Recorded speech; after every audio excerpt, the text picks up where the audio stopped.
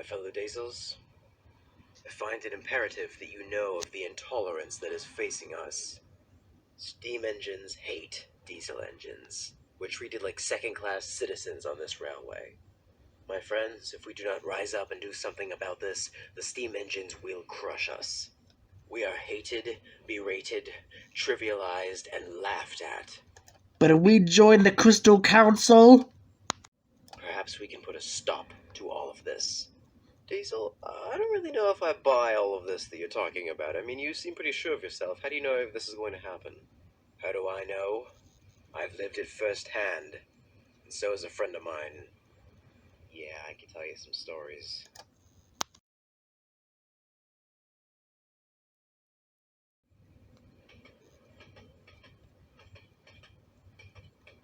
Pinchy and I have been on the island sort of longer than the council has. I've picked up a couple of stories in my day. Let me tell you what those steamers really think of you.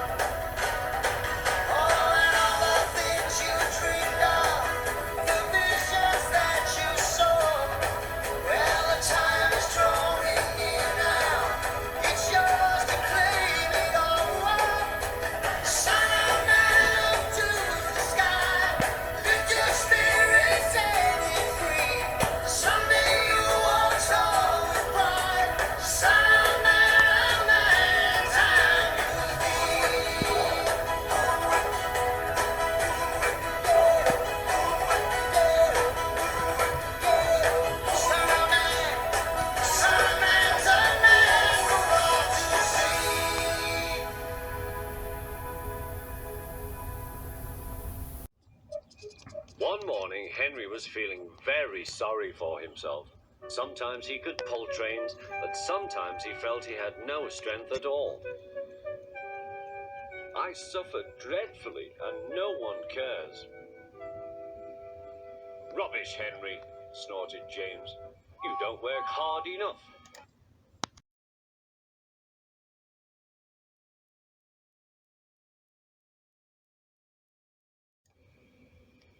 The Fat Controller spoke to him too. You're too expensive, Henry. You had lots of new parts and new paint too, but they've done you no good. If we can't make you better, we must get another engine instead of you.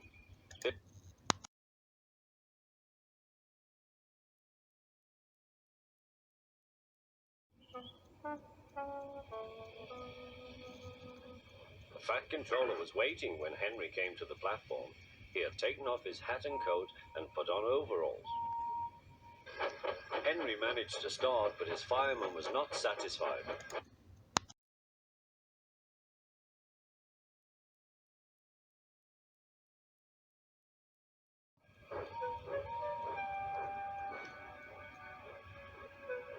Henry tried very hard, but it was no good.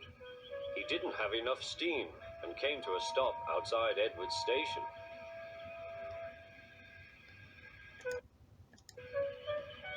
Oh dear, thought Henry, I shall have to go away. Oh dear, oh dear.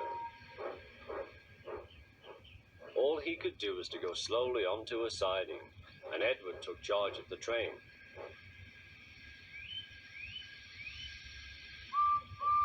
The Fat Controller and Fireman went on discussing Henry's troubles.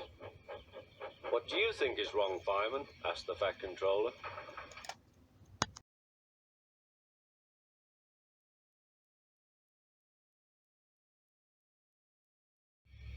It's expensive, said the Fat Controller, but Henry must have a fair chance. James shall go and fetch some.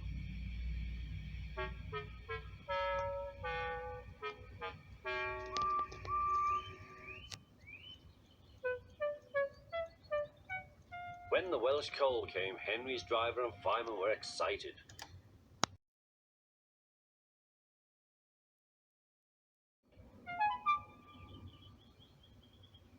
They carefully made his fire, putting large lumps of coal like a wall round the outside. Then the glowing middle part was covered with smaller lumps. You're spoiling my fire, complained Henry.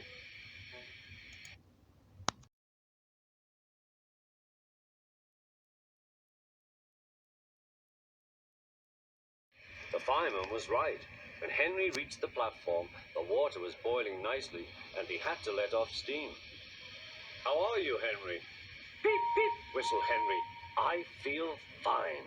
Have you a good fire, driver?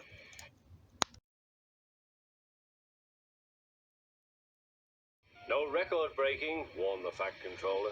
Don't push him too hard.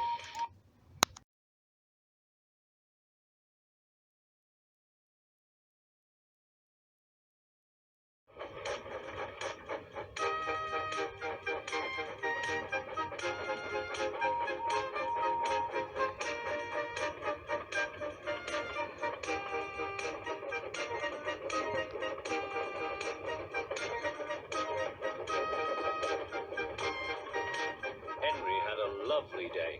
He had never felt so well in his life. He wanted to go fast, but his driver wouldn't let him.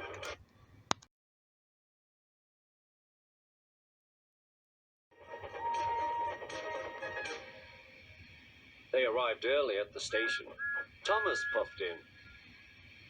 Where have you been, lazybones? Asked Henry. Oh, I can't wait for dawdling tank engines like you. Goodbye.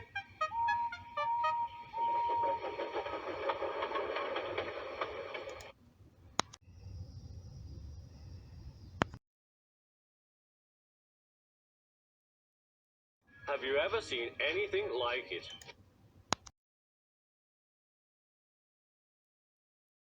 One frosty winter's morning, the Fat Controller arrived with a surprise for Henry. Henry, I know you haven't been feeling well lately, but if you are able to build up steam this evening, I have arranged for you to pull the flying kipper. Oh, sir, thank you. I'll try my hardest, said Henry. That evening, he sat proudly on the turntable in front of the other engines before triumphantly puffing away to pull the flying kipper.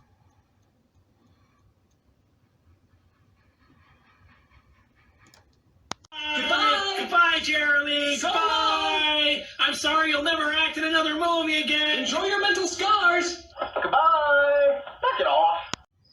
The next morning, the Fat Controller came to the sheds with bad news. Henry has had an accident, he began. Ice and snow caused him to derail while pulling the kipper. But all is not lost. He is being sent away to Crewe for an overhaul. It's a fine place for sick engines. He'll return better than he's been feeling in years. The engines were ecstatic. His overhaul is expected to take a few months, so in the meantime I have arranged... A diesel is all that's available. Please do your best to avoid any, disturbances. What does that mean? Whispered Duck. That means this diesel is difficult, snapped James. And he was. The diesel surveyed the shed. Not bad. I've seen worse. At least you're all clean. The engines glared. It's not your fault, but Sir Topham Hatt should scrap you and get engines like me. A fill of oil, a touch on the starter, and I'm off. No bother, no waiting. They have to fuss round you for hours before you're ready. The engines were furious. And the Diesel casually found his way to Henry's shed and had a rest after his long journey from the mainland. Next morning, they held an indignation meeting round the turntable. Disgraceful. Disgusting. To say such things to us, cried Donald and Douglas. It's to teach him a lesson we'd be wanting. Now how do we do it? Their chance came sooner than expected. The Diesel was purring comfortably. An inspector watched a fitter making final adjustments. The wind tugged at the inspector's hat. The Diesel was ready. Look at me. Now I'll show you something. He rolled proudly toward his coachings. Then it happened.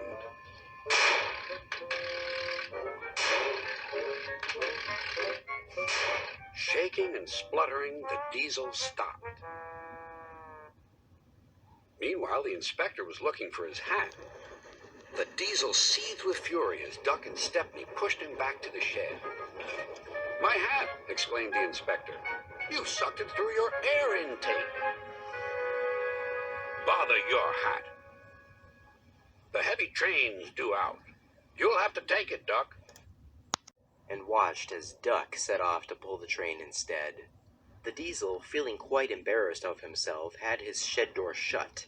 He left behind only two things, a rather dreadful smell and a battered bowler hat. Hello, you're early, said Gordon. That's one in the headlamp for old Diesel. James says he's sick as boiler sludge and sulking in the shed. Serves him right for saying we're out of date. And Gordon chortled away. Next, Spring came to the island of Sodor, and with it brought new changes, such as the addition of the private engine of the Duke and Duchess of Boxford, known as Lady. Don't you get sick of it? Sick of what? The way they treat us around here, you know what I mean? The favoritism towards steam engines. I'm getting really sick of the way they treat that lady. There's nothing special about her, and they love her. Doesn't it make you cross? No, I don't have a problem with anyone. I like it here. I don't think there's an issue at all. I think if anyone has a problem here, it's you, and if you'll excuse me, I have to be going now. I really need to finish my work. Oh, come on. Don't you see the way they look at her? I mean, have they ever given you that kind of attention? That's because Lady is polite and kind. I'm just a shunter. I don't expect admiration. I just do my job. Well, I guess you're betting for the other side. Yep, that's right. Goodbye now.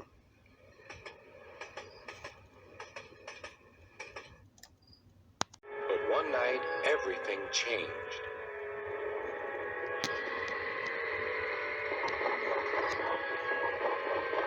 The engines were resting in the shed. Listen, said Thomas. Can you hear a strange whistling sound? It's the wind blowing outside our shed, replied Toby. But I've never heard it like this before. Do you know, added James, if Gordon wasn't here now, I'd say it was him thundering by with the express. All the engines laughed.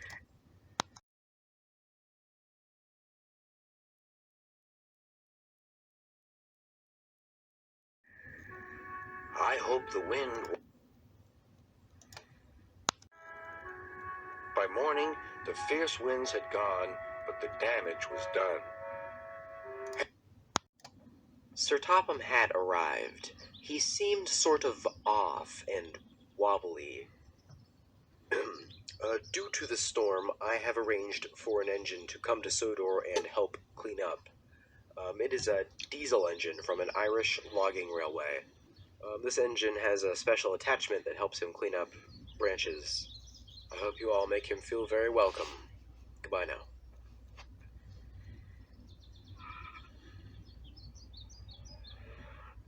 When the new Diesel arrived, the Diesel was the first to greet him. Hi there, you're the new Diesel, aren't you? Why, yes I am. And hello to you too, what's your name? The Diesel smiled. That was the first time anyone had asked him his name since he came to Sodor. My name's Andy. You? Well, they call me 10. I've never been given a proper name. Really? Wow. Yeah, but I do like to call my little hydraulic claw here Pinchy. That's great. Pinchy. That's what I'll call you. Achievement of this company. And that's what I'm afraid of. Your little freak show will attract press, but it certainly raises a few moral questions. What if it develops feelings? Sir, with all due respect, this is an emotionless killing machine. It doesn't feel, it doesn't desire, it obeys orders. I've got the controls, and it will listen to my instructions and my instructions alone. There is no soul in that cold metal body. Whatever it feels isn't important. No heart, no mental significance. It's 10 out of 10 for brutal strength. And devious deeds.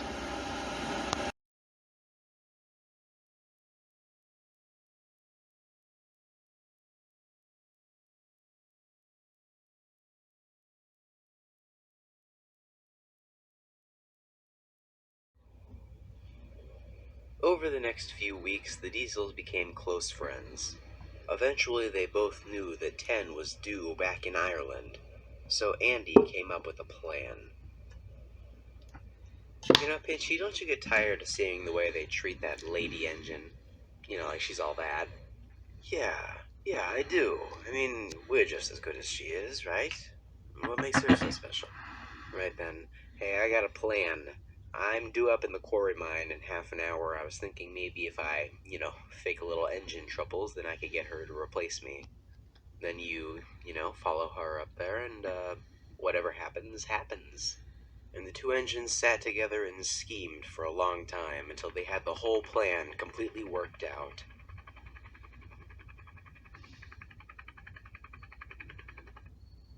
Then, right on cue, Andy mysteriously broke down, and Lady was dispatched to fill in for him.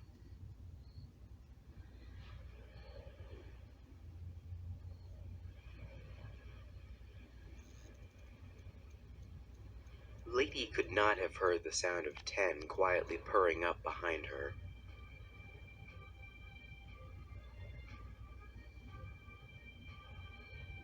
Making use of his hydraulic claw, he grabbed a hold of her backless cab and lifted her wheels off the ground.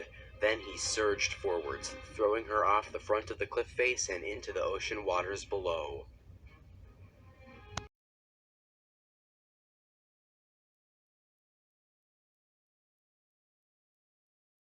Are you certain of this?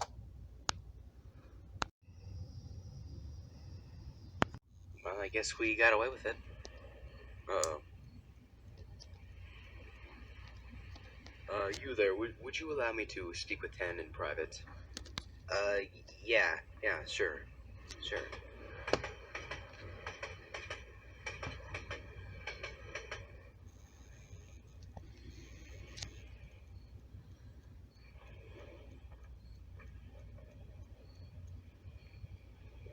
What'd he say?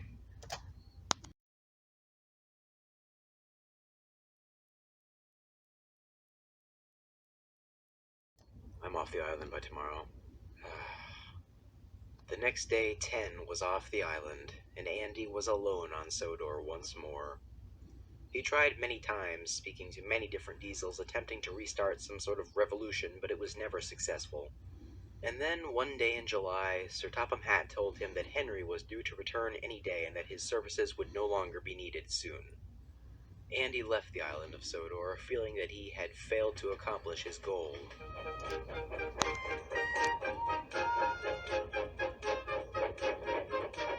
Henry liked being a crew, but was glad to come home.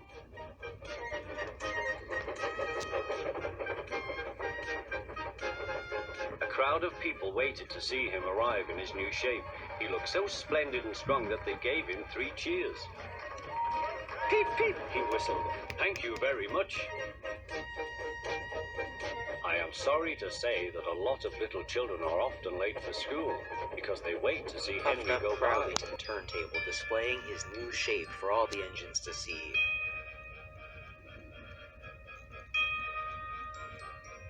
As he reversed into his old shed, the engines took solace in knowing that Sodor was finally back to normal.